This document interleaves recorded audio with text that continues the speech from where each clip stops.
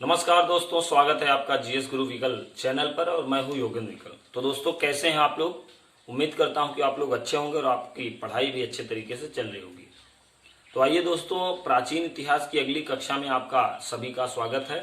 हम लोगों ने गुप्त काल को देखा था। प्राचीन इतिहास की कक्षा में हमने गुप्त काल तक को समझा था और हमने देखा था कि गुप्त साम्राज्य लगभग पूरे भारत पर उसने अपना साम्राज्य स्थापित किया था। न केवल भारत पर, जो आज का पाकिस्तान, अफगानिस्तान, यहाँ तक आप देखेंगे कि गुप्त साम्राज्य का विस्तार होता है।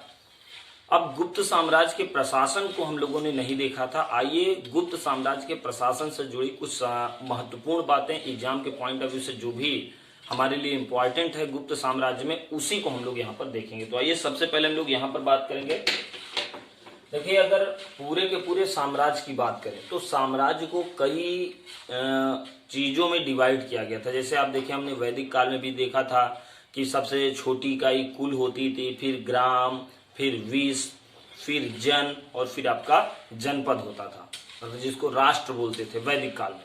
ये हम लोगों ने समझा था। वैसे ही यहाँ पर समझिए कि सबसे छोटी इकाई यहाँ पर ग्राम होती थी। जो ग्रामीण प्रशासन होता था, ये सबसे छोटी इकाई होती थी जिसका प्रधान होता था ग्रामीण। आपसे सीधे क्वेश्चन पूछा जाएगा कि गुप्त काल में ग्रामीण प्रशासन के प्रधान को या मुखिया को क्या कहते थे, तो आप आंसर याद रखिएगा कि जो ग्राम होता था तो ग्राम के प्रधान को बोलते थे ग्रामिक, या जो ग्राम का मुखिया होता था उसको बोला जाता था ग्रामीण। अब ग्रामीण प्रशासन के ऊपर और जिला प्रशासन के नीचे एक इकाई होती थी जिसको वीथ ही बोलते थे। ध्यान से समझिएगा, टर्मिनोलॉजी हमारे लिए इंपॉर्टेंट है। देखिए, जो शब्द हैं, जो टर्म है, वही हमारे लिए पेपर के पॉइंट ऑफ व्यू से इंपॉर्टेंट है। वही आपके पेपर में क्वेश्चन पूछे जाएंगे, ऐसे कि गुप्त काल में वीथ क्या होता था। अब देखिए, यहां से कंफ्यूजन पैदा होगा, तो ये याद रखिएगा कि वीथ प्रशासन जो होता था वो जिला प्रशासन और ग्रामीण प्रशासन के बीच की इकाई होती थी। तो वीथ के प्रधान को बोलते थे आयुक्त।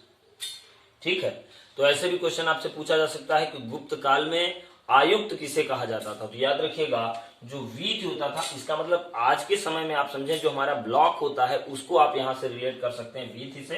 तो वीथ का प्रधान होता था आयुक्त। ग्राम, वीथ, उसके बाद जिला, जिले को बोलते थे विषय। तो विषय, ऐसे भी आंसर याद रखिएगा। कभी अगर क्वेश्चन आए कि विषय क्या होता था गुप्त काल में, तो याद रखिए जो आज के समय में जो जिला होता है उसी को विषय बोला जाता था। विषय का मुखिया होता था विषयपति। अब विषय या जिला के ऊपर आएंगे तो प्रांत, प्रांत जो हमारा प्रदेश आज का है, तो प्रदेश को याद रखिएगा उस काल में देश भी बोलते थे। याद रखिएगा, तो कंफ्यूज मत होइएगा कि गुप्त काल में जो देश है इससे क्या मतलब है। तो आपका आंसर होना चाहिए कि गुप्त काल में जो देश शब्द है इसका मतलब क्या है बंधु? इसका मतलब है प्रदेश से। तो प्रांत या प्रदेश या भुक्ति होता था, जो उसके जो मुखिया होते थे, उसके जो हेड होते थे, उसको बोलते थे ऊपरी। तो हमने क्या क्या समझा? ग्राम, वीथ, जिला, प्रांत या देश या भुक्ति और उसके ऊपर साम्राज्य। आप एक बार फिर से याद रखें, सबसे निचली इकाई ग्राम जिसका प्रधान होता था ग्रामिक, उसके ऊपर वीथ जिसका प्रधान होता था आयुक्त, उसके ऊपर होता था जिला या विषय, उसको बोलते थे विषयपति, उसके ऊपर होता था प्रांत या भुक्ति या देश, और उसका मुखिया होता था ऊपरी, और सबसे ऊपर साम्राज्य की बात होती है। तो इतनी बातें उम्मीद करता हूं कि आप लोग समझे होंगे। चलिए अगले टर्म पे आइए। तो गुप्त काल में एक शब्द होता था अवगुंठन। देखिए, मैंने बार बार कहा है कि टर्मिनोलॉजी का ही यहाँ पर इंपॉर्टेंस है। ठीक है, तो टर्मिनोलॉजी को समझने की कोशिश करिए, उसको नोट्स बना के चलते रहिए, नोट्स बनाते रहिए, अच्छे से समझते रहिए। तो गुप्त काल में एक शब्द आपको पढ़ने को मिलता है अवगुंठन। तो अवगुंठन जो शब्द है इसका मतलब होता है, अवगुंठन का मतलब होता है पर्दा प्रथा। तो गुप्त काल में पर्दा प्रथा विद्यमान थी। तो क्वेश्चन कभी ऐसे भी आए स्टेटमेंट वाइज, जैसे आप यूपीएससी का पेपर देखें या यूपी पीसीएस का, तो स्टेटमेंट वाइज क्वेश्चन वहां पे आते हैं। तो उसमें बोलेगा कि गुप्त काल में पर्दा प्रथा विद्यमान थी, तो आंसर वहां पर क्या होगा? वो स्टेटमेंट आपका क्या होगा? बिल्कुल सही होगा। गुप्त काल में एक बात और याद रखिएगा कि वैश्यों की स्थिति में थोड़ी सी गिरावट नजर आती है। ब्राह्मण क्षत्रिय के सम्मान में तो कभी कमी आपको दिखेगी नहीं जब तक राजवंश चलेगा, लेकिन यहाँ पर आपको थोड़ा सा चेंज नजर आएगा कि जो शूद्र हैं वो वैश्य की स्थिति में थोड़ी से तुलनात्मक रूप से बेहतर हैं, वैश्यों की स्थिति में थोड़ी सी गिरावट है। हाँ, महिलाओं की स्थिति में भी थोड़ी सी गिरावट देखने को मिल सकती है, जो जैसे पर्दा प्रथा है, समझ रहे हैं, तो ये देखने को आपको मिल रही है।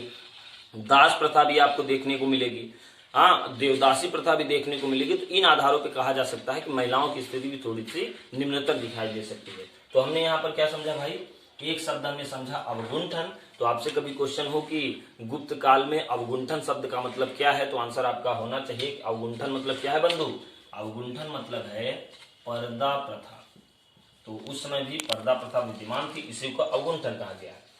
अगली बात, गुप्त काल में एक बात याद रखिएगा कि एक अभिलेख था जिसका नाम है एरण अभिलेख। ये भानुगुप्त जी के समय में लिखा गया है, भानुगुप्त। तो एरण अभिलेख गुप्त काल से संबंधित है, जिसमें पहली बार सती प्रथा के बारे में बताया गया है। तो क्वेश्चन सीधे आता है कि सती प्रथा के बारे में किस अभिलेख के विषय में सबसे पहले वर्णन दिया गया है या विवरण दिया गया है, तो आंसर याद रखिएगा एरण अभिलेख। तो एरण अभिलेख ऐसा पहला अभिलेख है जिसमें सती प्रथा के बारे में बताया गया। तो आप ये भी समझें कि महिलाओं की स्थिति थोड़ी सी बेहतर कम थी, क्योंकि ये जो कुरीतियां हैं महिलाओं से संबंधित, तो सारी कुरीतियां गुप्त काल में आपको देखने को मिलती हैं। तो एक टर्म हमने समझा एरण अभिलेख, जिसमें सबसे पहले भारतीय इतिहास में सबसे पहले सती प्रथा के बारे में देखने को मिलता है। अच्छा, अगली बात आइए, तो एक बंदरगाह है जिसका नाम है ताम्रलिप्त। आप सब जानते हैं बंगाल, यहाँ ताम्रलिप्त स्थित है। तो इनका जो बंदरगाह था वो ताम्रलिप्त था। अगर आप बिहार पीसीएस 2019 का पेपर देखें प्रीलिम्स का, तो उसमें ये क्वेश्चन सीधे सीधे पूछा गया है कि गुप्त काल में किस बंदरगाह का प्रयोग होता था, और इस तरह से आपका बड़ूस था, ताम्रलिप्त था, और दो ऑप्शन और थे। तो उम्मीद करता हूं आप समझ पाएंगे आंसर। आपका आंसर होगा क्या, ताम्रलिप्त। ठीक है, तो ताम्रलिप्त जो था वो बंदरगाह गुप्त साम्राज्य में यूज किया जाता था। ठीक है, अच्छा एक चीज और देखिए, गुप्त काल में जो स्वर्ण मुद्राएं होती थी, सोने की मुद्राएं, उनको दिनार कहा जाता था, और जो चांदी की मुद्राएं होती थी उनको रुपयका कहा जाता था। अब आप याद करिए, वैदिक काल में भी हमने देखा था कि जो निष्क होता था, मैंने क्विज में भी ये चीज आपसे पूछी थी, याद होगा आप लोगों को, कि जो निष्क होता था वो सोने का सिक्का होता था, और जो पण होता था वो चांदी का सिक्का होता था। तो निष्क सोने का सिक्का, पण चांदी का सिक्का, और मासक होता था तांबे का सिक्का। और यहां पर आप देखेंगे दिनार सोने का सिक्का और चांदी का सिक्का जो होता था उसको रुपयका बोलते थे। एकदम क्लियर करते चलिए, नोट डाउन करते चलिएगा एक एक चीज। अच्छा, एक चीज और देखिए कि गुप्त काल में बेगारी का भी विवरण देखने को मिलता है, क्योंकि जो गुप्त काल के समकालीन अभिलेख हैं उनमें एक शब्द इस्तेमाल हुआ है विष्टि। विष्टि का जो तात्पर्य निकलता है वो बेगारी से निकलता है। तो इसका मतलब आप ये भी समझें कि गुप्त काल में कहीं कहीं बेगार प्रथा देखने को मिलती है। तो जो विष्टि शब्द है गुप्त काल में, इसका जो मतलब है वो बेगार से निकलता है, बेगार से। तो ठीक है, आगे बढ़िए। याद रखिए कि गुप्त काल में जो सबसे व्यापारिक केंद्र था, सबसे महत्वपूर्ण व्यापारिक केंद्र था, वो था आपका उज्जैन। उम्मीद करता हूं आप सीधे क्वेश्चन समझ पा रहे होंगे। क्वेश्चन आपसे सीधे यही पूछा जाएगा कि गुप्त काल में कौन सा स्थान सबसे महत्वपूर्ण व्यापारिक केंद्र था, तो आंसर उसका याद रखिएगा उज्जैन। तो जितनी बात हमने गुप्त काल में समझी थी उसको आप इतना और उसमें अपने नोट्स में ऐड कर लीजिएगा। इतनी चीज जब हम लोग समझेंगे तब जाकर हमने गुप्त काल को अच्छे से समझा। ठीक है, तो पूरा एक बार अच्छे से आप इसको रिवाइज कर लीजिएगा, नोट्स बना लीजिएगा। आप चाहें तो स्क्रीनशॉट भी इसका ले सकते हैं। अब हम लोग आगे बढ़ेंगे।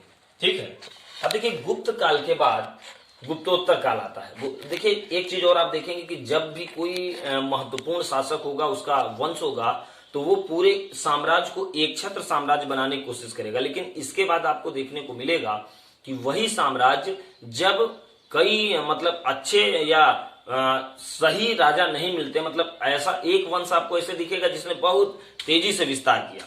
जैसे आप उधर देखें मौर्य वंश, मौर्य वंश के बाद फिर देखेंगे तो आपको साम्राज्य टूटता दिखाई देगा। फिर यहाँ पर आप देखेंगे गुप्त वंश, तो गुप्त वंश के राजाओं ने एक छत्र साम्राज्य अपना स्थापित किया। लेकिन इनके बाद कोई सुनियोजित ढंग से राजा नहीं मिलने की वजह से जो साम्राज्य इनका एक छत्र था या संगठित साम्राज्य था, वो कई टुकड़ों में आपको विभाजित होता दिखाई देगा। उसमें से गुप्तोत्तर काल में आप देखेंगे खूब ढेर सारे वंश आपको दिखेंगे। जैसे मान लीजिए कि थानेश्वर में पुष्यभूति वंश दिखेगा, बंगाल में आपका गौड़ वंश दिखेगा। तो ऐसे बहुत सारे ऐसे आपको जैसे दिखेगा कि ये आपका बंगाल का ही मौखर वंश स्थापित होता है ना।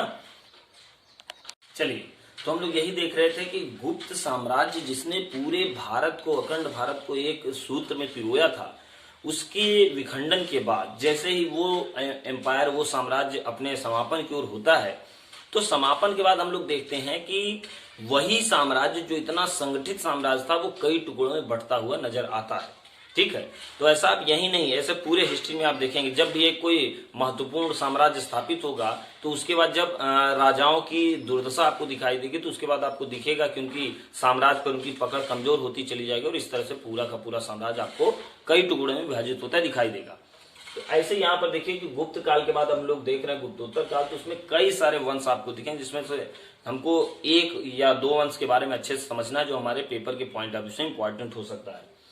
गुप्तोत्तर काल में जैसे हमने देखा कि एक स्थान था थानेश्वर, तो थानेश्वर में आपको दिखेगा एक वंश जिसका नाम होता है पुष्यभूति वंश। कुछ लोग इसको वर्धन वंश के नाम से भी बोलते हैं, तो दो तीन बातें याद रखिएगा, वर्धन वंश या पुष्यभूति वंश दोनों एक ही चीज है, कंफ्यूज मत होइएगा।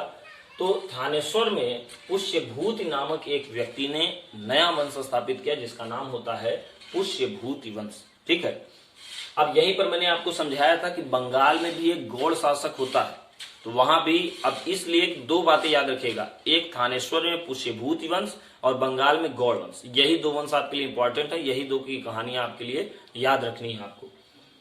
इसका जो पुष्यभूत होते हैं इनके लड़के होते हैं प्रभाकर वर्धन। प्रभाकर वर्धन जो होते हैं वो पुष्यभूत वंश के एक महत्वपूर्ण राजा होते हैं। इनके जब ये राजा थे तो इन्होंने अपने साम्राज्य को काफी विस्तार दिया और मजबूती से शासन किया। अब प्रभाकर वर्धन के बेटे होते हैं हर्षवर्धन, तो हमको इसमें पुष्यभूत वंश में एक राजा को अच्छे से ध्यान से देखना है जिनका नाम है हर्षवर्धन। उम्मीद करता हूं आप सब लोग जानते होंगे। हर्षवर्धन के बारे में हम लोगों ने पहले थोड़ा सा डिस्कस किया है प्रागैतिहासिक काल में, आपको याद होगा, अगर याद है तो आप कमेंट बॉक्स में बताएं, फिर हम लोग आगे इस पर बात करेंगे। तो यहाँ पर अब देखिए कहानी कैसे मोड़ लेती है, इसको थोड़ा सा ध्यान से समझिएगा।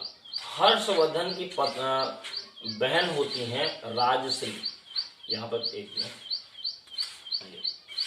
राजश्री जो हर्षवर्धन की बहन होती हैं, या यूं कहें कि जो प्रभाकर वर्धन की पुत्री होती हैं, थानेश्वर वंश के राजा प्रभाकर वर्धन की पुत्री होती हैं राजश्री, और जो हर्षवर्धन की बहन है, तो राजश्री का विवाह होता है मौखरी नरेश ग्रहवर्मा से।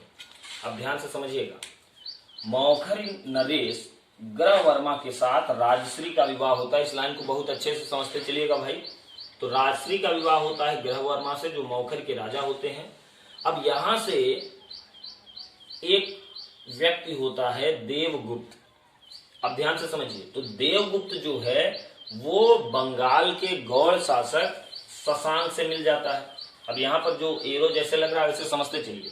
तो यहाँ आप समझें कि देवगुप्त और गौड़ शासक जो शशांक है बंगाल के, दोनों में अपना जो भी साठ-गांठ होता है, साठ-गांठ होने के फलस्वरूप मतलब देवगुप्त और शशांक मिलकर कहा जाता है कि देवगुप्त ने ही ग्रहवर्मा की हत्या कर दी। लेकिन याद रखिएगा कि इसमें गौड़ शासक शशांक का भी महत्वपूर्ण हाथ था। तो आप यूं समझें कि देवगुप्त और शशांक ने मिलकर मौखरी नरेश ग्रहवर्मा की हत्या कर दी, और ग्रहवर्मा जो थे वो प्रभाकर वर्धन की पुत्री राजश्री के पति थे। अब यहां से क्या होगा कि प्रभाकर वर्धन का जो पहला लड़का होता है राज्यवर्धन, यहां पर देखिए राज्यवर्धन, तो राज्यवर्धन या यूं कहें कि अपनी जीजा की मृत्यु का बदला लेने पहुंचता है किसके पास, सीधे पहुंचता है शशांक के पास। तो गौड़ शासक शशांक के पास आता है राज्यवर्धन, जो कि अपनी बहन की विधवा होने के कारण वो बदला लेने पहुंचता है, जहां पर शशांक और देवगुप्त मिलकर राज्यवर्धन की भी हत्या कर देते हैं। इसके बाद आपको देखने को मिलेगा हर्षवर्धन। तो उम्मीद करता हूं आप लोग बात समझ पाए होंगे। पुष्यभूत, प्रभाकर वर्धन, राज्यवर्धन और फिर आपका हर्षवर्धन। हर्षवर्धन जब राजा होते हैं तब इन्होंने बंगाल के शासक या गौड़ शासक शशांक के ऊपर चढ़ाई की और फिर उन्होंने बड़ी पराक्रम से उस युद्ध को जीता। इसके बाद हर्षवर्धन ने जो उपाधियां ली उसको भी थोड़ा याद रखिएगा, आपका शिलादित्य। तो ये शिलादित्य उपाधि जो थी ये हर्षवर्धन ने ली थी। क्वेश्चन आपसे ऐसे पूछा जा सकता है कि निम्न में से शिलादित्य की उपाधि निम्न में से किस शासक ने ली थी, तो आंसर याद रखिएगा हर्षवर्धन। और इन्होंने एक और उपाधि ली थी जिसका नाम है परम भट्टारक नरेश। तो ये उपाधि भी इन्होंने ली थी। देखिए उपाधियां आपको याद करते चलना है। अभी आपको लग रहा होगा कि सर हर एक राजा के बारे में उपाधि क्यों लिखा रहे हैं, याद रखिए ज्यादातर अगर आप लोगों ने अच्छे से अवलोकन किया होगा पेपर का, तो मुझे उम्मीद है और विश्वास दिए की बात आप जानते होंगे कि कम से कम 2 क्वेश्चन तो आपको जरूर दिखता है कि कौन से राजा ने कौन सी उपाधि ली। अगर आप लोग अच्छे से देखे होंगे पेपर को, तो इसलिए उपाधि अगर किसी ने कोई उपाधि ली है तो उसको वहीं पर नोट्स बना लीजिए, वहीं पर याद कर लीजिए। तो हर्षवर्धन ने 2 उपाधियां धारण की थी, शिलादित्य और परम भट्टारक नरेश, ये बात याद रखिएगा, ठीक है। अच्छा चलिए, अब आप लोगों को टाइम मिल गया होगा। जैसा मैंने आपको बताया था कि मैंने आपसे पूछा था कि हर्षवर्धन के समय कौन आया था, तो आप सब लोग जानते होंगे हर्षवर्धन के समय जो यात्री आया था उसका नाम था क्या भाई? ह्वेन-सांग। ये बहुत सिंपल है, बहुत आसान है और याद करना भी बहुत आसान इसलिए है क्योंकि ह से हर्षवर्धन, ह से ह्वेन-सांग। क्यों भाई? तो ये ह्वेन-सांग को याद रखिएगा, यात्रियों का राजकुमार कहा जाता है। ये क्वेश्चन एक बार पूछा गया है, तो याद रखिएगा यात्रियों का राजकुमार किसे कहा जाता है, तो आंसर याद रखिएगा ह्वेन-सांग। तो ह्वेन-सांग को यात्रियों का राजकुमार कहा जाता है।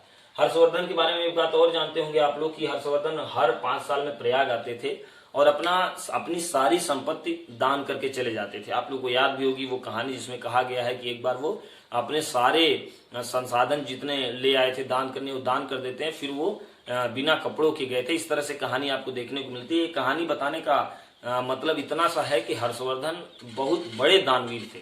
ऐसे राजा थे जो जब दान करने लगते थे तो ये भी नहीं देखते थे कि हमारे पास क्या बचेगा क्या नहीं, तो ये संपत्ति अर्जित करने में बहुत कम विश्वास रखते थे। और आगे हम लोग बढ़ते हैं, तो आप हर्षवर्धन के बारे में एक बात और जानते होंगे कि इन्होंने बौद्ध धर्म को भी प्रश्रय दिया था, ये बात भी आपको पता होगी। एक बात और याद रखिएगा कि एहोल अभिलेख हम लोगों ने पढ़ा है प्रागैतिहासिक काल वाले चैप्टर में। एहोल अभिलेख आप जानते होंगे, याद आया होगा एहोल अभिलेख किसने लिखा है? उम्मीद करता हूं याद होगा, पुलकेशिन द्वितीय। तो एहोल अभिलेख में ऐसी जानकारी मिलती है कि जो राजा होते हैं पुलकेशिन द्वितीय, इनका युद्ध होता है हर्षवर्धन से। याद रखिएगा, इसी हर्षवर्धन की हम लोग बात कर रहे हैं। तो हर्षवर्धन के साथ युद्ध होता है पुलकेशिन द्वितीय का, जिसका विवरण एहोल अभिलेख में दिया गया है। और ये कहा जाता है कि यह युद्ध नर्मदा नदी के तट पर लड़ा गया था और इस युद्ध में हर्षवर्धन की पराजय होती है। ये बात और ज्यादा इंपॉर्टेंट है। तो 3 बातें हमने समझी। जानकारी के लिए एक बात और बता दूं, यूपीपीसीएस मेंस 2016 का क्वेश्चन है कि हर्षवर्धन और पुलकेशिन द्वितीय के बीच युद्ध किस नदी के तट पर लड़ा गया? पीसीएस मेंस 2016 का क्वेश्चन है, तो आंसर याद रखिएगा नर्मदा नदी। तो यहां से याद रखिएगा जिसमें हर्षवर्धन की पराजय होती है। एक चीज और याद रखिएगा, यहाँ पर बता दे रहा हूँ, एक अभिलेख है जिसका नाम है बांसखेड़ा अभिलेख। ये देखिए भाई, बांसखेड़ा अभिलेख। तो बांसखेड़ा अभिलेख से भी हर्षवर्धन के बारे में जानकारी मिलती है। तो कभी क्वेश्चन आए कि बांसखेड़ा अभिलेख निम्न में से किससे संबंधित है, तो वहां पर हर्षवर्धन लिख लीजिएगा। जो हम लोगों ने पहला लेक्चर डिस्कस किया था उसमें मैंने अभिलेख और राजा ऐसे आपको लिखवाया था, तो वहां पर इसको ऐड कर लीजिएगा, यहाँ पर नोट्स बना लीजिएगा वहीं पर कि बांसखेड़ा अभिलेख जो है वो हर्षवर्धन से ही संबंधित है। हर्षवर्धन एक महान राजा थे। महान राजा होने के साथ साथ आप जानते हैं कि हर्षवर्धन एक रचनाकार भी थे जिन्होंने कई ग्रंथ लिखे, जिसमें याद रखिएगा नागानंद, प्रियदर्शिका और रत्नावली। तो ये बात भी आप याद रखिएगा कि हर्षवर्धन ने 3 ग्रंथों की रचना की, जिसमें पहला नागानंद है, दूसरा प्रियदर्शिका है, तीसरा है रत्नावली। ठीक है, तो इतनी बात हम लोगों ने समझी। हमने गुप्त काल के आज एम्पायर को देखा, साम्राज्य को देखा, और उसके बाद हमने गुप्तोत्तर काल को देखा, जिसमें हमने मेन 2 वंश को देखा जो हमारे पेपर के पॉइंट ऑफ व्यू से इंपॉर्टेंट है। तो अब हम लोग फिर हमारी मुलाकात होगी प्राचीन इतिहास के अगले लेक्चर में, जिसमें हम लोग बात करेंगे संगम काल। ठीक है, तो उम्मीद करता हूँ कितनी बातें आपको समझ में आई होंगी। अच्छे से नोट्स बनाते रहिए, तैयारी करते रहिए, पढ़ाई करते रहिए। फिर हमारी आपकी मुलाकात होगी। तब तक के लिए नमस्कार।